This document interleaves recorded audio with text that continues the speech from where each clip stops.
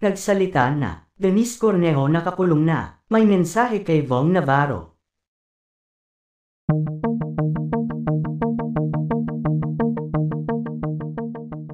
Dahil nga sa pagkakalaya ng TV host actor na si Vong Navarro sa dalawang kasong isinampa ni Denise Cornejo ay marami ang labis ang tuwa dahil sa wakas ay unti-unti nang nakakamit ni Vong ang hustisyang nararapat sa kanya.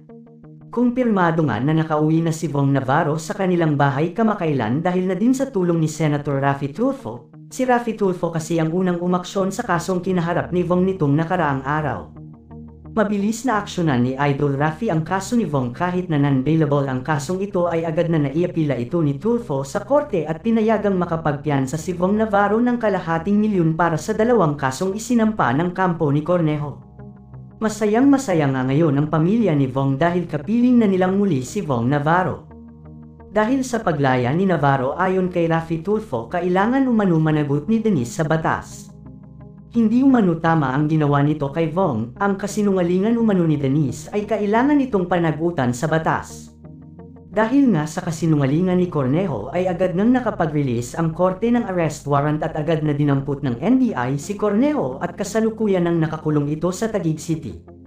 3 kaso ang isinampa ni Raffy Tulfo at ni Vong Navarro laban kay Denise Cornejo. Ayon pa sa balita dahil sa kasinungalingang ginawa ni Cornejo ito ay maaaring panghabang buhay na ang kanyang pagkakakulong. Samantala tila nabunutin ng tinik ang mga taga-suporta ni Vong Navarro dahil sa wakas ay lumabas na ang totoo na hindi nagsisinungaling si Vong sa kanyang mga salaysay na wala talaga siyang kasalanan, at si Denise talaga ang tunay na may sala dahil sa pang-set up nito kay Vong noon para maperahan ito at ngayon nga ay muli na naman niya itong inulit.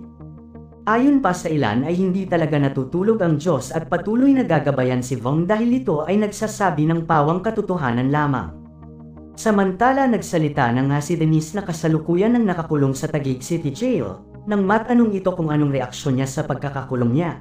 Ayon kay Cornejo patuloy niyang paninindigan na wala siyang kasalanan sa binibintang sa kanya ni Vong at iaapila umano niya ang kasong isinampa sa kanya nito at hindi umano siya mawawalan ng pag-asa na makakamit niya ang katarungan.